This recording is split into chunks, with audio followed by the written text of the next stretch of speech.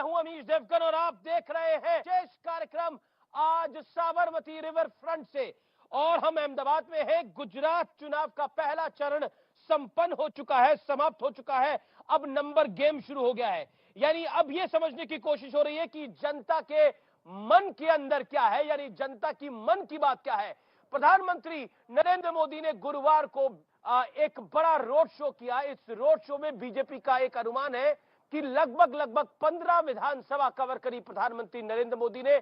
और इस road show को अब तक का सबसे बड़ा और लंबा रोड शो माना जा रहा है। तो आज हम ग्राउंड जीरो पर है, जानने और समझने की कोशिश करेंगे कि कितना जोर है। मेरे साथ जनता जनार्दन है, तो जोरदार तालियां जनता के लिए, अहमदाबाद की, गुजरात की, आप सबका अभिनंदन है। मेरे साथ जुड़ रहे भारतीय जनता पार्टी के धुरंधर प्रवक्ता नेता डॉक्टर सुधांशु त्रिवेदी, जो कि मेंबर ऑफ पार्लियामेंट, सांसद भी है भारतीय जनता पार्टी के। वारिस पठान है मेरे साथ, उनका अभिनंदन है।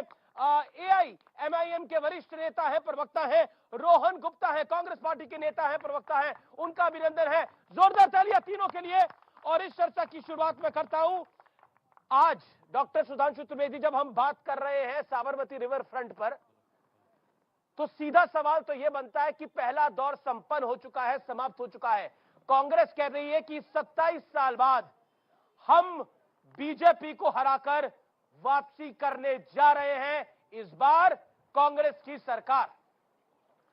देखिए, प्रथम चरण के चुनाव के समाप्त होने के बाद प्रधानमंत्री श्री नरेंद्र मोदी जी का जो रोड शो हुआ है अहमदाबाद में, उसमें जिस प्रकार का अपार जन समर्थन और जिस प्रकार का स्नेह गुजरात की जनता का दिखा, वो ये बताने को काफी है कि इस मुकाम का अंजाम क्या होने वाला है।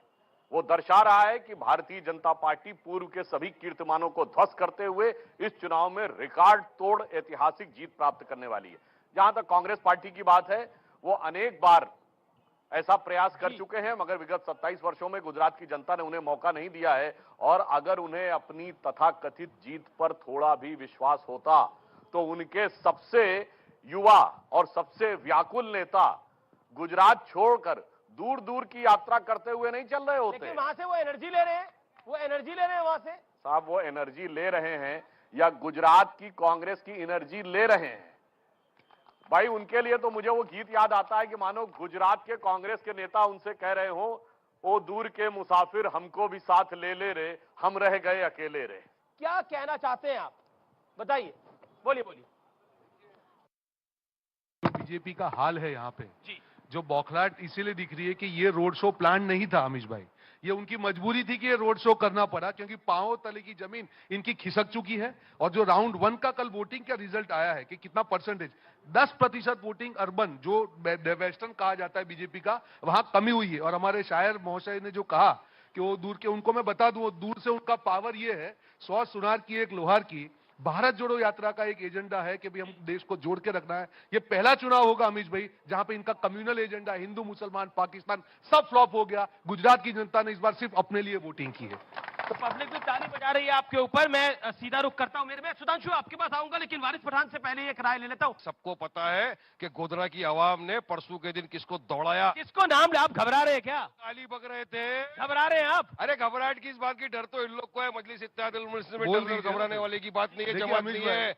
डेयरिंग है, कल सुना गया वैसा तबियत से दिया है कि जिंदगी भर गुदला के आजू। ये इमरान प्रतापगढ़ी की बात करें, जवाब है। देखिए, नाम नहीं देने से क्यों डर रहे हैं, फिर दे देते ना, इतना जब बोल दिया तो। देखिए अमीश भाई, ये भाई साहब आज यहाँ पे खड़े हैं, ये भाई साहब आज यहाँ पे खड़े हैं 13 सीट पे लड़ने वाले। इसका मतलब ये है कि भाजपा को मालूम है कि जमीनी हालत खस्ता है, इसीलिए यहाँ पे खड़े हैं, नहीं तो यहाँ पे खड़े नहीं होते।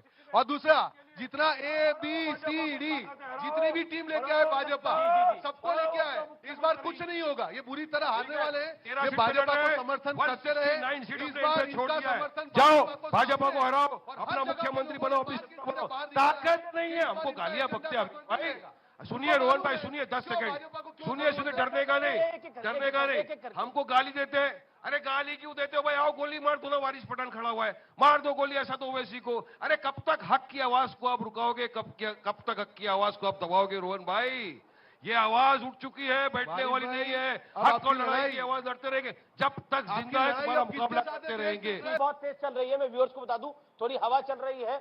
और मैं सुधांशु जी आपका रुख करता हूं और आपसे सवाल पूछता हूं, अगर विकास की बात इतनी है तो गृह मंत्री को यह क्यों कहना पड़ा कि 2002 में हमने उन्हें ऐसा सबक सिखाया कि वो हिंसा करना भूल गए और अब कर्फ्यू नहीं लगता है, ये क्यों कहना पड़ा? देखिए अमित जी, पहले तो आपने कहा हवा चल रही है, बिल्कुल हवा चल रही, बहुत जोर से चल रही है और हमारी तरफ चल रही है, इसमें किसी को कोई संदेह नहीं रहना चाहिए। और उसका प्रमाण क्या था, इसका भी उत्तर दूंगा। अभी रोहन गुप्ता जी ने कहा कि जो रोड शो था मोदी जी का वो प्लान्ड नहीं था। जनाब, जब बगैर प्लान्ड के 50 किलोमीटर चलने में दसियों लाख लोग आ गए तो सोचिए जनता का क्या हमारी तरफ वो है। हवा तेज चल रहा है, अरे टोपी संभालो, उड़ जाएगा। तेज चल रहा है हवा, ये इनकी हालत खराब है। हवा में तेरा ही लड़ रहे हैं। टोपी वाले नहीं है, टोपी डालते नहीं है, कोई डालना भी चाहे तो डालते नहीं है भैया। एक भी टिकट नहीं दिया बीजेपी ने।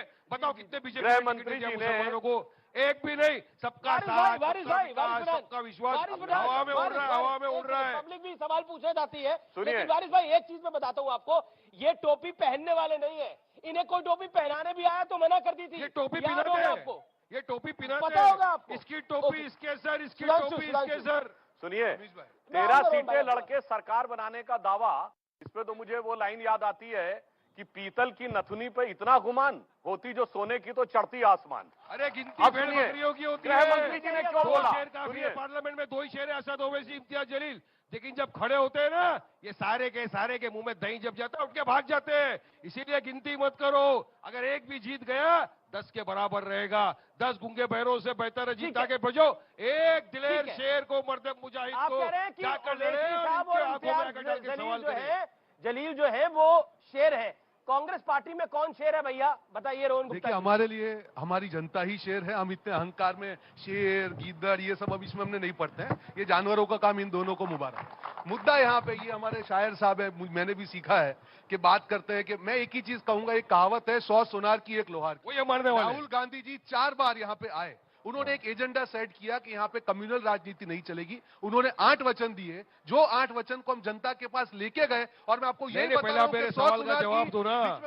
वारिस पठान ने सवाल पूछा, वारिस पठान ने बोला अब मैच हो रहा है अहमदाबाद के अंदर, अब राहुल गांधी खेल रहे हैं मध्य प्रदेश राजस्थान के अंदर।